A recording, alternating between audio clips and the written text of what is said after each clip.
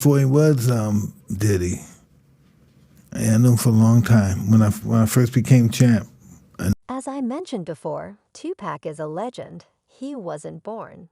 Rather, he was brought to us in the dramatic world of celebrity conflicts that few can truly comprehend. I knew him for a very long time before he was Diddy. Ignore P. Diddy's explosive triangle in a stunning turn of events. Mike Tyson and Tupac Shaker, two giants who not only shaped music, but also made headlines and left the world in disbelief, maybe about to receive a reality check. Enter Dwayne or Keith D. Keith Desmond. If you know the individual whose testimony has brought Diddy closer than ever to the enigmatic nature of Tupac Shaker's death, I wouldn't say things that I knew.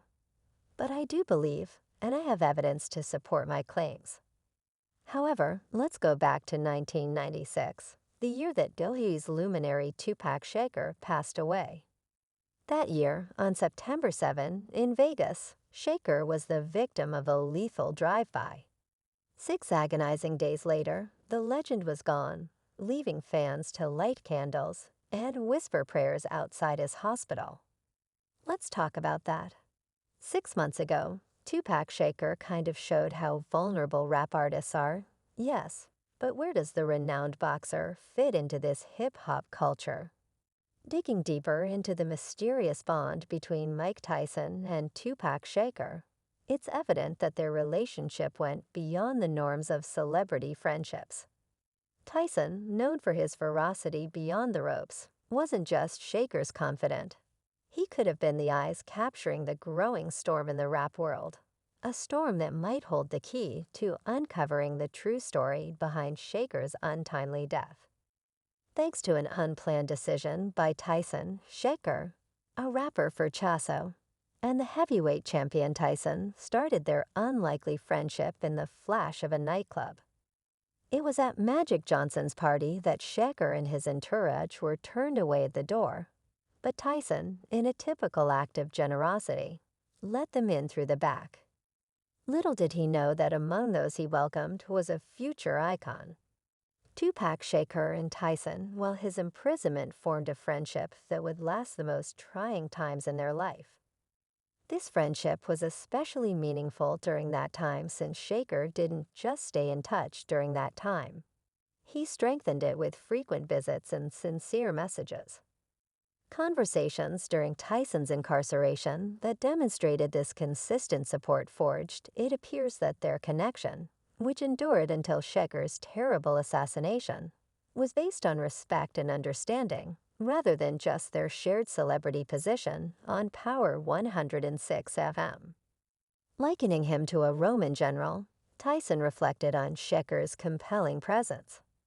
Respect was a two-way street, and Shaker's visits to Tyson in prison were more than just token gestures. They were affirmations of a bond that went beyond cell walls, with conversations centered around a future in which both of them would rejoice in freedom, but fate had other plans. After Tyson, September 7, 1996, will forever be remembered as the day their paths cruelly parted. Plans were made to celebrate Shaker's victory over Bruce Seldon at the MGM Grand in Las Vegas at a club with a __ gang member from South Central. Knight claims he only tried to break it up. However, the plans were never realized because Shaker was shot and killed at a red light on East Flamingo Road on his way to the club. Duke, you know what I mean when I say that he's a strong dude. So when it seemed like he got shot, I was more like, once again, the weight of that night rests heavily on Tyson. Tyson's regret is evident, and he has expressed it several times in a heartbreaking confession. I felt a little guilty about him coming to the fight because guilt is something I carry with the SFS haunt him.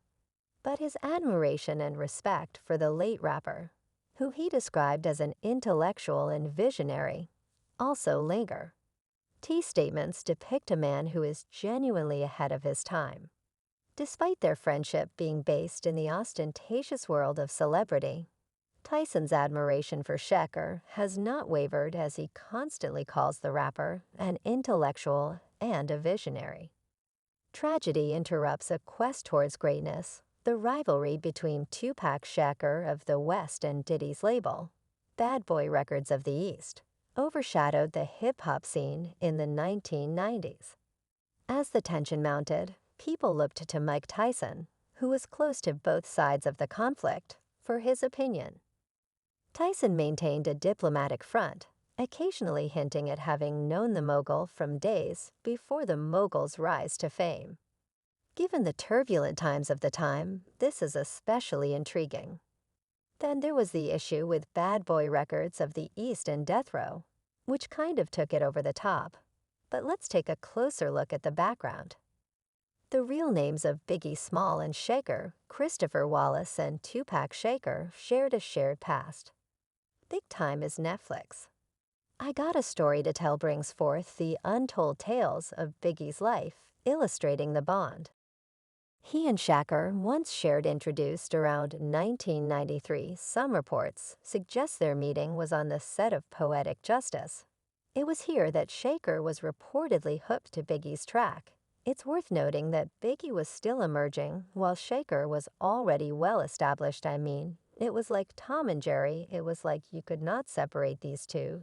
You know what I'm saying, as the two powerhouses. Connected, they frequently collaborated, a true testament to their bond. Biggie often stayed at Shakur residence during his visits from New York. It was like two children in grade school that just hit it off and just hung out with each other all the time. The friendship reached a point where Biggie even considered having Shakur replace Puff as his manager.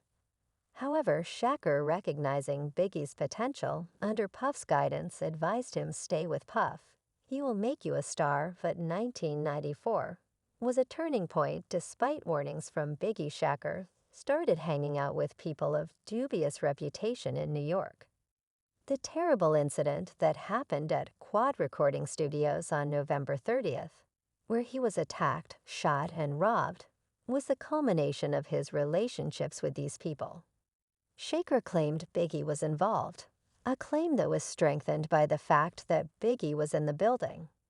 This incident also signaled the official start of the infamous East Coast-West Coast feud. Shakur went on the offensive, not only asserting Biggie's involvement in the shooting, but also taking personal shots, including bragging about an affair with Biggie's wife, Faith Evans. The undercurrent of animosity that was growing blew all the way up and looked like it was a feud. Unfortunately culminated in Shakur's fatal shooting on September 7, 1996 in Las Vegas. It was like two kids in grade school who just hit it off and just hung out with each other all the time while Shakur was serving his sentence for a separate case.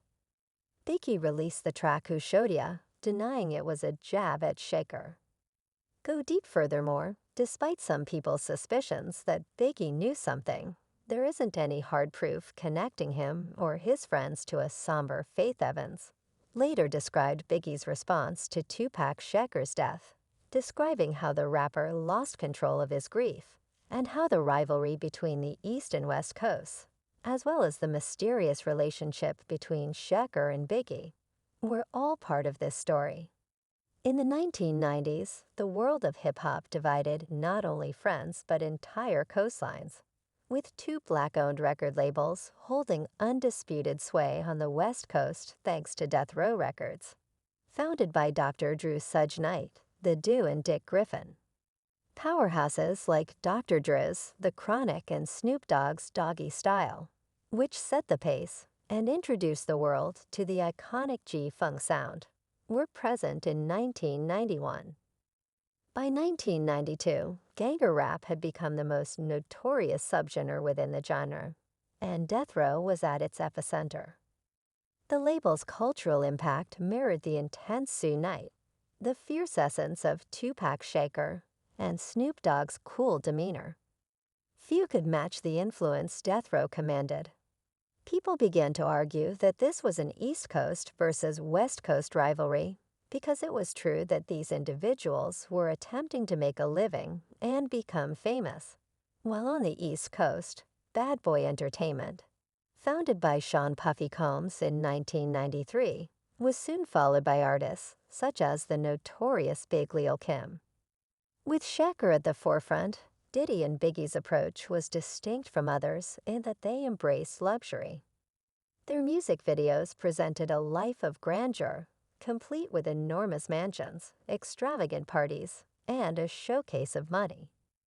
Death Row Records wasn't just a force in music, it was the heart of the West Coast response in the East B's West